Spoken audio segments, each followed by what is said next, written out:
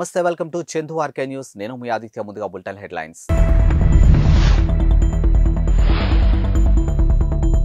అయోధ్య రామమందిర గర్భగుడిలోకి చేరిన ప్రధాన విగ్రహం.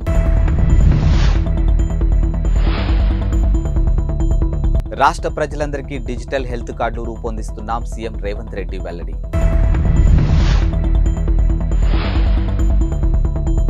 పాకిస్తాన్లోని ఉగ్ర స్థావరాలపై ఇరాన్ క్షిపణి దాడులు చేయడంపై స్పందించిన భారత్. అయోధ్య రామాలయం గర్భగుడిలోకి ప్రధాన విగ్రహం రామలల్లా చేరింది. ఇక వేద మంత్రోచ్చారణ, జై శ్రీరామ్ నినాదాల మధ్య గురువారం తెల్లవారుజామున విగ్రహాన్ని ఆలయంలోకి తీసుకొచ్చినట్లు శ్రీరామ మందిర నిర్మాణ కమిటీ చైర్మన్ నృపేంద్ర మిశ్రా ప్రకటించారు. ఇక విగ్రహాన్ని ట్రక్కులో ఆలయానికి తీసుకొచ్చి ఓ క్రేన్ సహాయంతో గర్భగుడిలోకి చేరినట్టు వివరించారు. కాగా విగ్రహాన్ని గురువారం గర్భగుడిలో ప్రతిష్ఠించే అవకాశాలున్నాయని మిశ్రా తెలిపారు. జనవరి 22న ప్రాణ ప్రతిష్ఠ వేడుకకు ముందు వరకు పూజా కార్యక్రమం నిర్వహిస్తున్నామని తెలిపారు. ఇక ప్రస్తుతం 7 రోజులు పూజా కార్యక్రమాలు కొనసాగుతాయని తెలిపారు.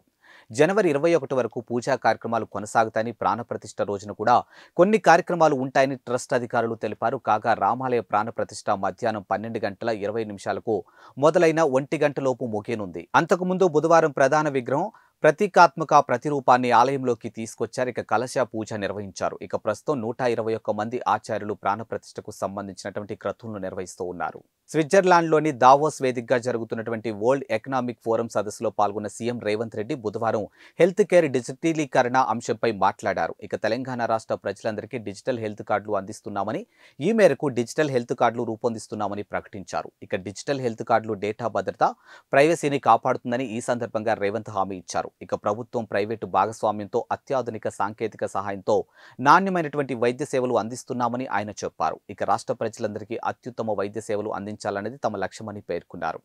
రాజీవ్ ఆరోగ్యశ్రీ కింద పేదలకు 10 లక్షల వరకు ఉచిత వైద్య సేవలు అందిస్తున్నామని రేవంత్ ప్రస్తావించారు. ఇక అత్యుత్తమ వైద్య సేవలకు సాఫ్ట్వేర్ సేవలు హైదరాబాద్ రాజధానిగా ఉందని రేవంత్ రెడ్డి అన్నారు. ప్రపంచ వ్యాక్సిన్ల ఔషధాల్లో 33% హైదరాబాద్ నగరంలో తయారవుతుందని తెలియజేశారు. ఈ మేరకు ఆయన ఇన్వెస్టర్లను ఆకర్షించే విధంగానూ ప్రసంగించారు. పాకిస్తాన్లోని బలూచిస్తాన్ ప్రావిన్స్ లో ఉగ్రవాద సంస్థ జైష్ అల్లా అద్ల్ స్థావరాలపై ఇరాన్ ఇటీవలే వైమానిక దాడులు చేయడంపై భారత్ స్పందించింది. ఈ వ్యవహారం పాకిస్తాన్, ఇరాన్ల మధ్య సమస్యగా పేర్కొని తమ వైఖరిని స్పష్టం చేసింది. ఇక భారత్ విషయానికి వస్తే ఉగ్రవాదం విషయంలో ఏమాత్రం రాజీ లేదు. ఇక తీవ్రవాదాన్ని సహించే ప్రసక్తే లేదని, ఉగ్రవాదాలపై దేశాలు తీసుకునే చర్యలు ఆత్మరక్షణ కోసమని అర్థం చేసుకోగలమని పేర్కొంది. ఈ మేరకు విదేశాంగ మంత్రిత్వ శాఖ ప్రతినిధి రణధీర్ జైస్వాల్ బుధవారం రాత్రి ఒక ప్రకటన విడుదల చేశారు. ఇరాన్ వైమానిక దాడులు స్పందించాలంటూ మీడియా నుంచి ప్రశ్నలు ఎదురవుతున్న నేపథ్యంలో భారత్ ఈ విధంగానూ స్పందించింది.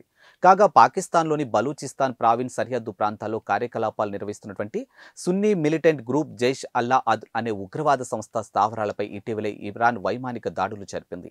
క్షిపణులు, డ్రోన్లు ఉపయోగించి విరుచుకుపడింది. ఈ దాడుల్లో ఉగ్రవాద సంస్థకు చెందినటువంటి 2 ప్రధాన కార్యాలయాలు ధ్వంసమయ్యాయి. అయితే ఇరాన్ తమ గగనతలంలోకి చొరబడి దాడులు చేసిందని పాకిస్తాన్ ప్రభుత్వం మండిపడింది. ఇక దాడుల కారణంగా 2 చిన్నపిల్లలు చనిపోయారని ఆగ్రహం వ్యక్తం చేసింది.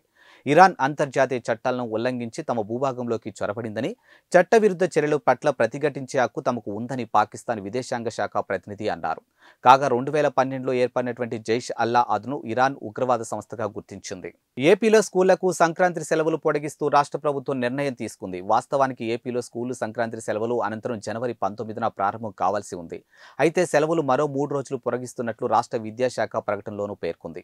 రాష్ట్రంలో పాఠశాలలు జనవరి 22న పునఃప్రారంభం అవుతాయని పాఠశాల విద్యాశాఖ కమిషనర్ ఏ సురేష్ కుమార్ పేర్కొన్నారు. ఇక టీచర్లు, విద్యార్థులు, తల్లిదండ్రులు విజ్ఞప్తుల వల్లే ఈ నిర్ణయం తీసుకున్నట్లు పాఠశాల విద్యాశాఖ వెల్లడించింది.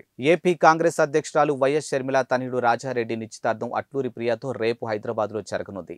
ఇటీవలే షర్మిల తన సోదరుడు ఏపీ సీఎం జగన్ను కలిసి ఆహ్వాన పత్రిక అందించిన సంగతి తెలిసిందే.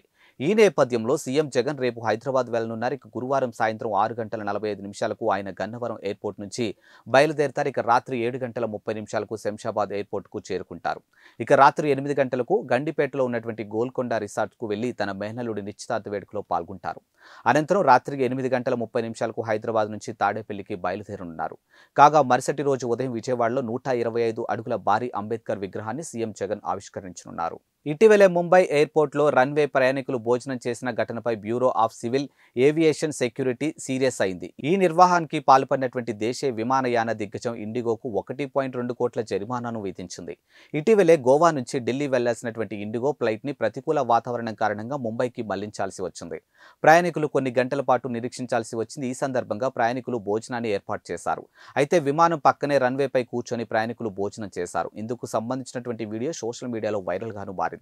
ఈ ఘటనపై విమానయాన నియంత్రణ సంస్థ డీజీసీఏ పరిగణలోకి తీసుకుంది. ఇప్పటికే ముంబై ఎయిర్పోర్ట్ కి 30 లక్షల జరిమానా విధించింది. ఈ వీడియోపై ఇండిగో ముంబై విమానాశ్రయానికి షోకాస్ నోటీసులు జారీ చేసిన విషయమూ తెలిసిందే. టీడీపీ వ్యవస్థాపకులు ఎన్టీఆర్ వర్ధంతి సందర్భంగా గుడివాడలో హైటెన్షన్ నెలకొంది. ఇక టీడీపీ వైసీపీ పోటాపోటీగా ఎన్టీఆర్ వర్ధంతి కార్యక్రమాలు నిర్వహిస్తూ ఉన్నాయి.